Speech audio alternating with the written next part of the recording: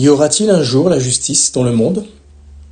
Qu'en dit la Bible, selon les témoins de Jéhovah? Notre société est remplie d'injustices. Les deux affaires suivantes en sont la preuve. En janvier 2018, aux États-Unis, une juge a fait libérer un homme qui était en prison depuis 38 ans. Des tests ADN prouvaient son innocence. En septembre 1994, en Afrique, 3 jeunes hommes ont été emprisonnés pour objection de conscience au service militaire.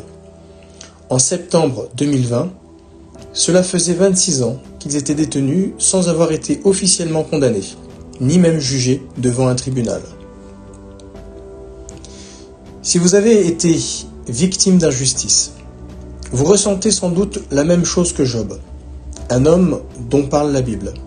Il a dit « Sans cesse j'appelle au secours, mais il n'y a pas de justice ». Job chapitre 19 verset 7. Vous avez peut-être l'impression qu'il n'y aura jamais de vraie justice. Pourtant, la Bible promet qu'un jour, les humains qui ont besoin de justice seront entendus. De plus, les sages conseils qu'elle contient peuvent vous aider à bien réagir en cas d'injustice. Pourquoi y a-t-il de l'injustice? C'est parce que des personnes rejettent les conseils de Dieu qu'il y a de l'injustice. La Bible explique que la vraie justice vient de Dieu, selon Isaïe chapitre 51 verset 4. Dans la Bible, les mots traduits par justice et droit sont souvent associés, selon le psaume 33e verset 5. Quand on fait ce qui est droit, c'est-à-dire ce qui est en accord avec les normes de Dieu, on favorise la justice. À l'inverse, quand on pêche, c'est-à-dire quand on ne respecte pas les normes justes de Dieu, on favorise l'injustice. Réfléchissez à ce qui suit. L'égoïsme. Il y a un lien direct entre les désirs égoïstes et le péché, selon Jacques chapitre 1 versets 14 et 15.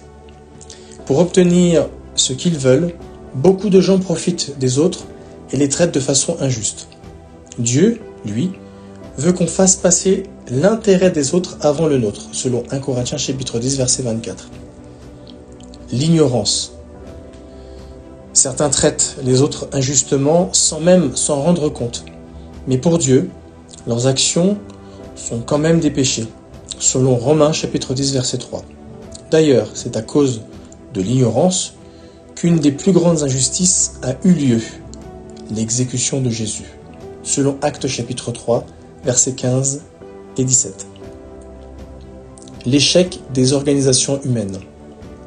En théorie, les systèmes politiques, commerciaux et religieux devraient garantir l'équité et la justice sociale dans le monde. Mais en réalité, ils provoquent souvent des erreurs, de la corruption, des préjugés, de l'avidité, de grandes inégalités, de revenus et de l'intolérance. Et tout cela est source d'injustice. Pourtant, la plupart des personnes qui soutiennent ces systèmes sont animées de bonnes intentions, mais sans la direction de Dieu. Tous ces efforts sont voués à l'échec, selon Ecclésiaste chapitre 8 verset 9 et Jérémie chapitre 10 verset 23. Est-ce que Dieu est sensible à l'injustice? Oui, il déteste l'injustice. Il déteste aussi les mentalités et les comportements qui créent des injustices, selon Proverbes chapitre 6 verset 16 à 18. D'ailleurs, sous l'inspiration de Dieu, le prophète Isaïe a écrit « Moi, Jéhovah, j'aime la justice, je hais le vol et l'injustice », selon Isaïe chapitre 61 verset 8. La loi que Dieu a donnée aux Israélites d'autrefois montre qu'il voulait que ce peuple pratique la justice. Les juges ne devaient pas accepter de pots de vin, ni fausser le cours de la justice, selon Deutéronome chapitre 16 versets 18 à 20. Dieu a condamné les Israélites qui profitaient des gens pauvres et sans défense. Il a d'ailleurs fini par les rejeter parce qu'ils désobéissaient à ses lois, selon Isaïe chapitre 10 versets 1 à 3. Dieu va-t-il faire disparaître l'injustice? Oui, à l'aide de Jésus-Christ, Dieu va éliminer le péché, la cause profonde de l'injustice, et il va permettre aux humains de retrouver la perfection, comme il l'avait prévu au départ, selon Jean chapitre 1 verset 29, Romains chapitre 6 verset 23. Il a aussi établi un royaume qui va mettre en place un monde nouveau où plus personne ne subira d'injustice, selon Isaïe chapitre 32 verset 1, 2 Pierre chapitre 3 verset 13. Comment sera la vie dans ce monde nouveau? Quand il y aura la justice sur la terre, tout le monde vivra en paix et en sécurité, selon Isaïe chapitre 32 versets 16 à 18. Les humains sont tous égaux pour Dieu. Ils seront donc tous traités de façon équitable. La tristesse, la douleur et la détresse liées à l'injustice disparaîtront pour toujours. Et même les souvenirs douloureux des injustices subies seront complètement oubliés, selon Isaïe chapitre 65 verset 17, Révélation chapitre 21 verset 3 et 4. Un monde sans injustice. Peut-on vraiment croire cette promesse de Dieu? Oui, plusieurs éléments prouvent qu'on peut avoir confiance en la Bible.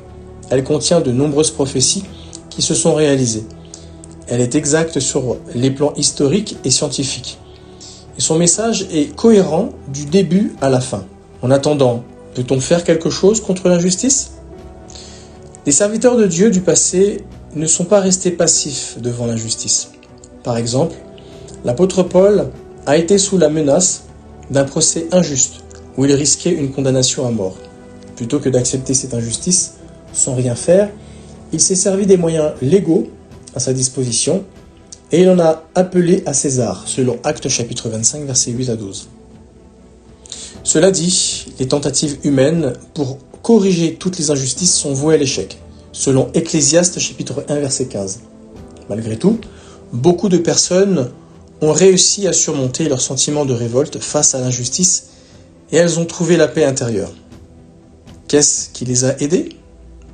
Leur foi dans la promesse que Dieu va établir un monde nouveau rempli de justice.